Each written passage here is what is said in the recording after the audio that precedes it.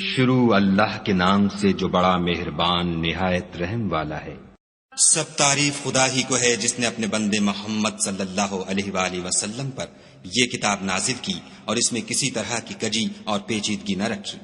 کیا کافر یہ خیال کرتے ہیں کہ وہ ہمارے بندوں کو ہمارے سوا اپنا کارساز بنائیں گے تو ہم خفا نہیں ہوں گے؟ ہم نے ایسے کافروں کے لیے جہنم کی مہمانی تیار کر رکھی ہے جس میں وہ ابد الآباد رہیں گے۔ اور ان لوگوں کو بھی ڈرائے جو کہتے ہیں کہ خدا نے کسی کو بیٹا بنا لیا ہے۔ ان کو اس بات کا کچھ بھی علم نہیں اور نہ ان کے باپ دادا ہی کو تھا۔ یہ بڑی سخت بات ہے جو ان کے منہ سے نکلتی ہے، اور کچھ شک نہیں کہ یہ جو کچھ کہتے ہیں محض جھوٹ ہے۔ اے پیغمبر صلی اللہ علیہ وآلہ وسلم، اگر یہ اس کلام پر ایمان نہ لائیں تو شاید تم ان کے پیچھے رنج کر کر کے اپنے تئیں ہلاک کر دو گے۔ جو چیز زمین پر ہے ہم نے اس کو زمین کے لیے آرائش بنایا ہے تاکہ لوگوں کی آزمائش کریں کہ ان میں کون اچھے عمل کرنے والا ہے، اور جو چیز زمین پر ہے ہم اس کو نابود کر کے بنجر میدان کر دیں گے۔ کیا تم خیال کرتے ہو کہ غار اور لوح والے ہماری نشانیوں میں سے عجیب تھے؟ جب وہ جوان غار میں جا رہے تو کہنے لگے کہ اے ہمارے پروردگار، ہم پر اپنے ہاں سے رحمت نازل فرما اور ہمارے کام میں درستی کے سامان مہیا کر۔ تو ہم نے غار میں کئی سال تک ان کے کانوں پر نیند کا پردہ ڈالے، یعنی ان کو سلائے رکھا، پھر ان کو جگہ اٹھایا تاکہ معلوم کریں کہ جتنی مدت وہ غار میں رہے دونوں جماعتوں میں سے اس کی مقدار کس کو خوب یاد ہے۔ ہم ان کے حالات تم سے صحیح صحیح بیان کرتے ہیں۔ وہ کئی جوان تھے جو اپنے پروردگار پر ایمان لائے تھے، اور ہم نے ان کو اور زیادہ ہدایت دی تھی، اور ان کے دلوں کو مربوط یعنی مضبوط کر دیا۔ جب وہ اٹھ کھڑے ہوئے تو کہنے لگے کہ ہمارا پروردگار آسمانوں اور زمین کا مالک ہے، ہم اس کے سوا کسی کو معبود سمجھ کر نہ پکاریں گے۔ اگر ایسا کیا تو اس وقت ہم نے بعید از عقل بات کہی۔ ان ہماری قوم کے لوگوں نے اس کے سوا اور معبود بنا رکھے ہیں، بھلا یہ ان کے خدا ہونے پر کوئی کھلی دلیل کیوں نہیں لاتے؟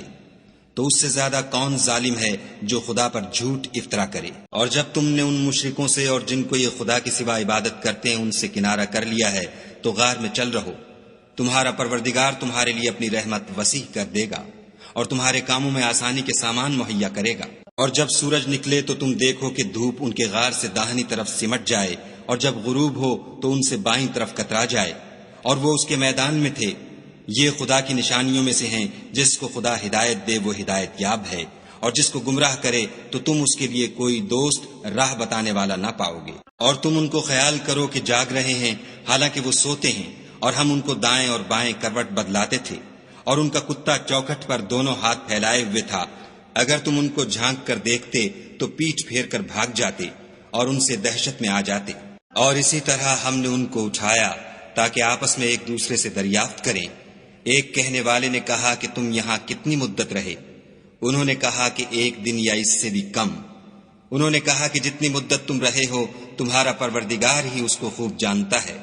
تو اپنے میں سے کسی کو یہ روپیہ دے کر شہر کو بھیجو، وہ دیکھے کہ نفیس کھانا کون سا ہے تو اس میں سے کھانا لے آئے، اور آہستہ آہستہ آئے جائے، اور تمہارا حال کسی کو نہ بتائے۔ اگر وہ تم پر دسترس پالیں گے تو تمہیں سنگسار کر دیں گے، یا پھر اپنے مذہب میں داخل کر لیں گے، اور اس وقت تم کبھی فلاح نہیں پاؤ گے۔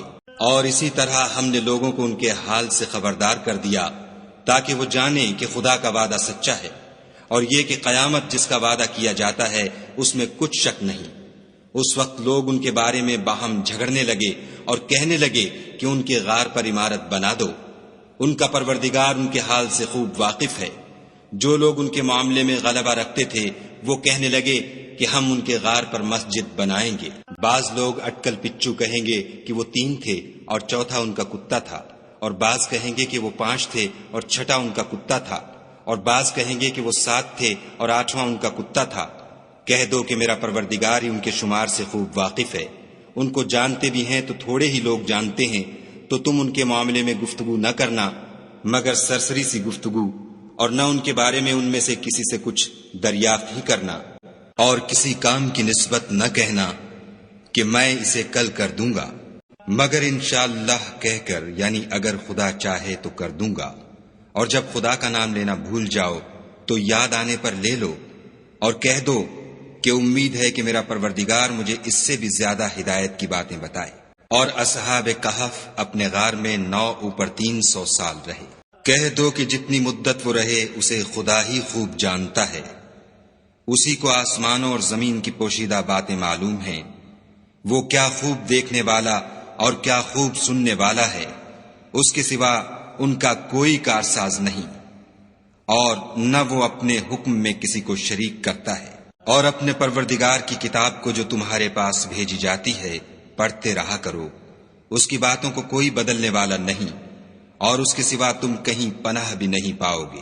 اور جو لوگ صبح و شام اپنے پروردگار کو پکارتے اور اس کی خوشنودی کے طالب ہیں، ان کے ساتھ صبر کرتے رہو، اور تمہاری نگاہیں ان میں سے گزر کر اور طرف نہ دوڑیں کہ تم آرائش زندگانی دنیا کے خواستگار ہو جاؤ۔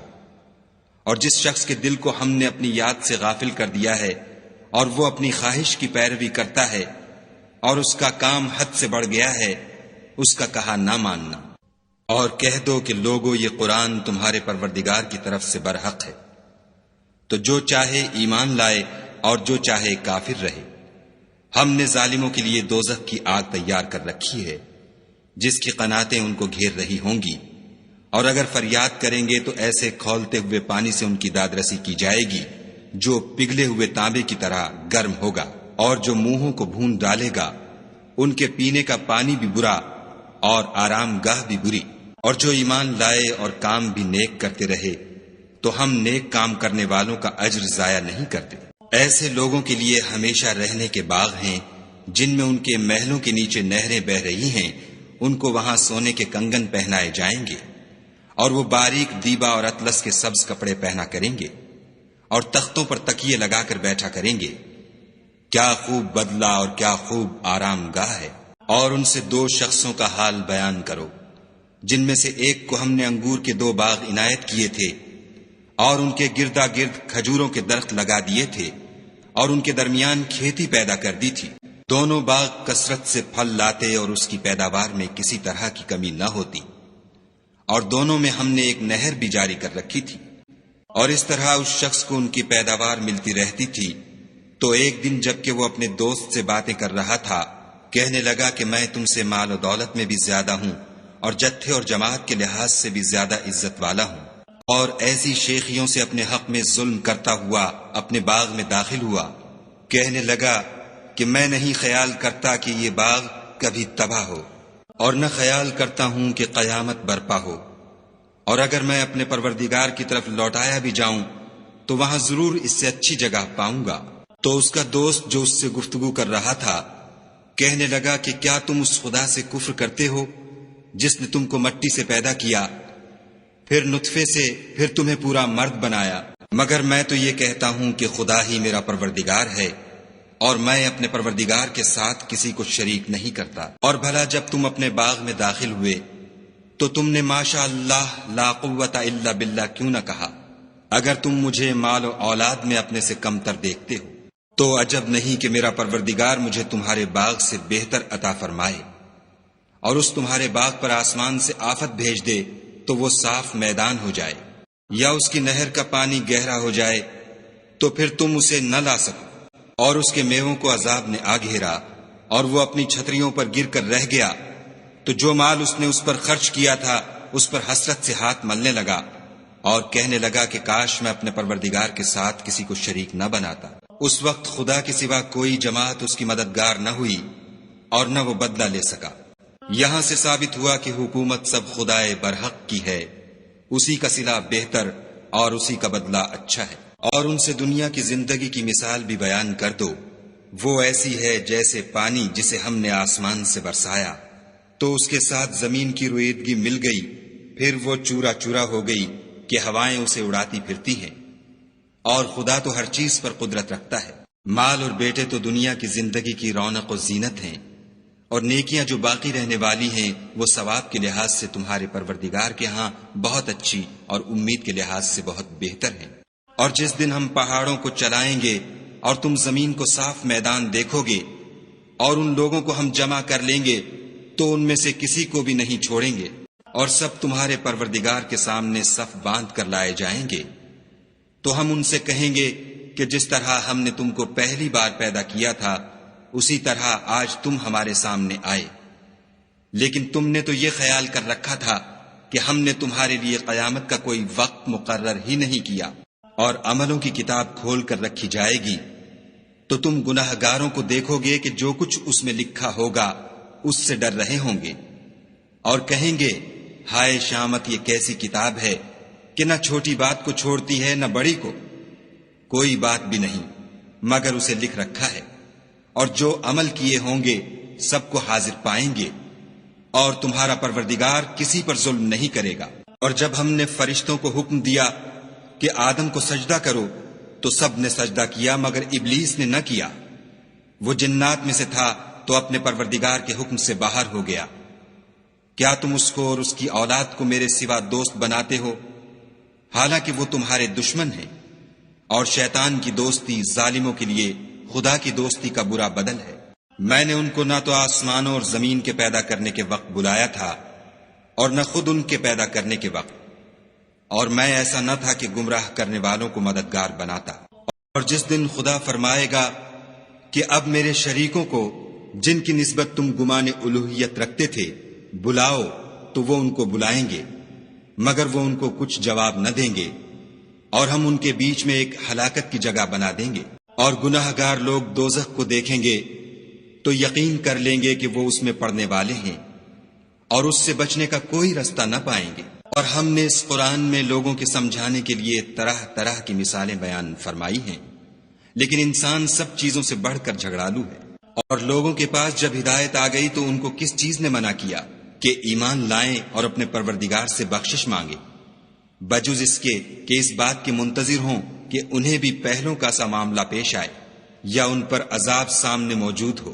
اور ہم جو پیغمبروں کو بھیجا کرتے ہیں تو صرف اس لیے کہ لوگوں کو خدا کی نعمتوں کی خوشخبریاں سنائیں اور عذاب سے ڈرائیں، اور جو کافر ہیں وہ باطل کی سنت سے جھگڑا کرتے ہیں تاکہ اس سے حق کو پھسلا دیں۔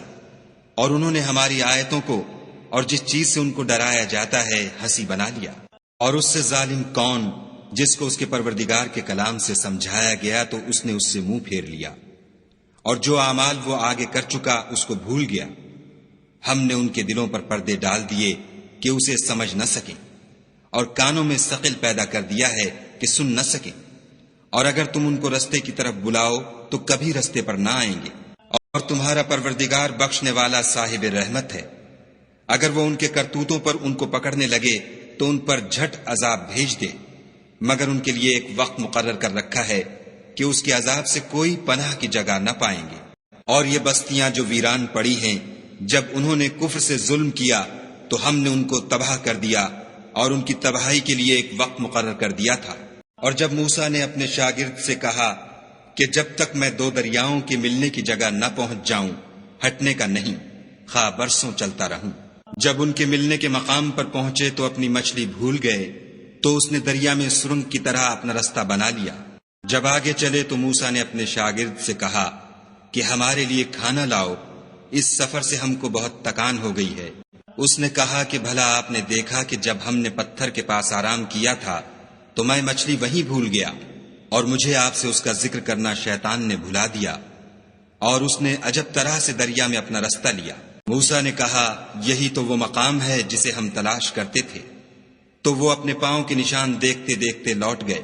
وہاں انہوں نے ہمارے بندوں میں سے ایک بندہ دیکھا جس کو ہم نے اپنے ہاں سے رحمت یعنی نبوت یا نعمت ولایت دی تھی، اور اپنے پاس سے علم بخشا تھا۔ موسیٰ نے ان سے جن کا نام خضر تھا کہا کہ جو علم خدا کی طرف سے آپ کو سکھایا گیا ہے، اگر آپ اس میں سے مجھے کچھ بھلائی کی باتیں سکھائیں تو میں آپ کے ساتھ رہوں۔ خضر نے کہا کہ تم میرے ساتھ رہ کر صبر نہیں کر سکو گے، اور جس بات کی تمہیں خبر ہی نہیں اس پر صبر کر بھی کیوں کر سکتے ہو؟ موسیٰ نے کہا خدا نے چاہا تو آپ مجھے صابر پائیے گا، اور میں آپ کے ارشاد کے خلاف نہیں کروں گا۔ خضر نے کہا اگر تم میرے ساتھ رہنا چاہو تو شرط یہ ہے مجھ سے کوئی بات نہ پوچھنا جب تک میں خود اس کا ذکر تم سے نہ کروں۔ تو دونوں چل پڑے، یہاں تک کہ جب کشتی میں سوار ہوئے تو خضر نے کشتی کو پھاڑ ڈالا۔ موسیٰ نے کہا کیا آپ نے اس کو اس لیے پھاڑا ہے کہ سواروں کو غرق کر دیں؟ یہ تو آپ نے بڑی عجیب بات کی۔ خضر نے کہا کیا میں نے نہیں کہا تھا کہ تم میرے ساتھ صبر نہ کر سکو گے؟ موسیٰ نے کہا کہ جو بھول مجھ سے ہوئی اس پر مواخذہ نہ کیجیے، اور میرے معاملے میں مجھ پر مشکل نہ ڈالیے۔ پھر دونوں چلے، یہاں تک کہ رستے میں ایک لڑکا ملا تو خضر نے اسے مار ڈالا۔ موسیٰ نے کہا کہ آپ نے ایک بے گناہ شخص کو ناحق بغیر قصاص کے مار ڈالا، یہ تو آپ نے بری بات کی۔ خضر نے کہا کیا میں نے نہیں کہا تھا کہ تم سے میرے ساتھ صبر نہیں ہو سکے گا؟ انہوں نے کہا کہ اگر میں اس کے بعد پھر کوئی بات پوچھوں یعنی اعتراض کروں تو مجھے اپنے ساتھ نہ رکھیے گا کہ آپ میری طرف سے عذر کے قبول کرنے میں غایت کو پہنچ گئے۔ پھر دونوں چلے یہاں تک کہ ایک گاؤں والوں کے پاس پہنچے اور ان سے کھانا طلب کیا۔ انہوں نے ان کی ضیافت کرنے سے انکار کیا۔ پھر انہوں نے وہاں ایک دیوار دیکھی جو جھک کر گرا چاہتی تھی تو خضر نے اس کو سیدھا کر دیا۔ موسیٰ نے کہا کہ اگر آپ چاہتے تو ان سے اس کا معاوضہ لیتے تاکہ کھانے کا کام چلتا۔ خضر نے کہا کہ اب مجھ میں اور تم میں علیحدگی، مگر جن باتوں پر تم صبر نہ کر سکے میں ان کا تمہیں بھید بتائے دیتا ہوں کہ وہ جو کشتی تھی غریب لوگوں کی تھی جو دریا میں محنت کر کے یعنی کشتیاں چلا کر گزارا کرتے تھے، اور ان کے سامنے کی طرف ایک بادشاہ تھا جو ہر ایک کشتی کو زبردستی چھین لیتا تھا، تو میں نے چاہا کہ اسے عیب دار کر دوں تاکہ وہ اسے غصب نہ کر سکے۔ اور وہ جو لڑکا تھا اس کے ماں باپ دونوں مومن تھے۔ ہمیں اندیشہ ہوا کہ وہ بڑا ہو کر بد کردار ہوگا، کہیں ان کو سرکشی اور کفر میں نہ پھنسا دے، تو ہم نے چاہا کہ ان کا پروردگار اس کی جگہ ان کو اور بچہ عطا فرمائے جو پاک تینتی میں بہتر اور محبت میں زیادہ قریب ہو۔ اور وہ جو دیوار تھی سو 2 یتیم لڑکوں کی تھی جو شہر میں رہتے تھے، اور اس کے نیچے ان کا خزانہ مدفون تھا، اور ان کا باپ ایک نیک آدمی تھا، تو تمہارے پروردگار نے چاہا کہ وہ اپنی جوانی کو پہنچ جائیں اور پھر اپنا خزانہ نکالیں۔ یہ تمہارے پروردگار کی مہربانی ہے اور یہ کام میں نے اپنی طرف سے نہیں کیے، یہ ان باتوں کی حقیقت ہے جن پر تم صبر نہ کر سکے۔ اور تم سے ذوالقرنین کے بارے میں دریافت کرتے ہیں، کہہ دو کہ میں اس کا کسی قدر حال تمہیں پڑھ کر سناتا ہوں۔ ہم نے اس کو زمین میں بڑی دسترس دی تھی اور ہر طرح کا سامان عطا کیا تھا، تو اس نے سفر کا ایک سامان کیا، یہاں تک کہ جب سورج کے غروب ہونے کی جگہ پہنچا تو اسے ایسا پایا کہ ایک کیچڑ کی ندی میں ڈوب رہا ہے، اور اس ندی کے پاس ایک قوم دیکھی۔ ہم نے کہا ذوالقرنین تم ان کو خواہ تکلیف دو خواہ ان کے بارے میں بھلائی اختیار کرو، دونوں باتوں کی تم کو قدرت ہے۔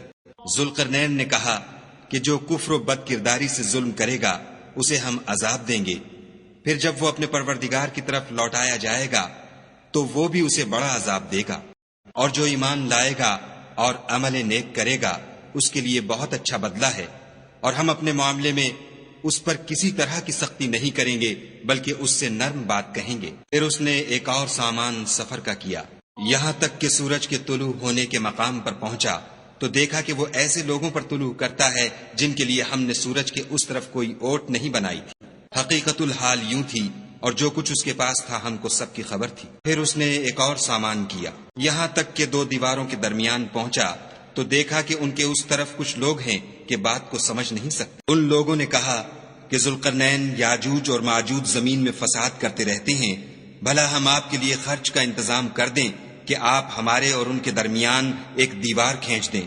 ذوالقرنین نے کہا کہ خرچ کا جو مقدور خدا نے مجھے بخشا ہے وہ بہت اچھا ہے، تم مجھے قوت بازو سے مدد دو، میں تمہارے اور ان کے درمیان ایک مضبوط اوٹ بنا دوں گا۔ تو تم لوہے کے بڑے بڑے تختے لاؤ۔ چنانچہ کام جاری کر دیا گیا، یہاں تک کہ جب اس نے دونوں پہاڑوں کے درمیان کا حصہ برابر کر دیا اور کہا کہ اب اسے دھونکو، یہاں تک کہ جب اس کو دھونک دھونک کر آگ کر دیا تو کہا کہ اب میرے پاس تانبا لاؤ کہ اس پر پگھلا کر ڈال دوں۔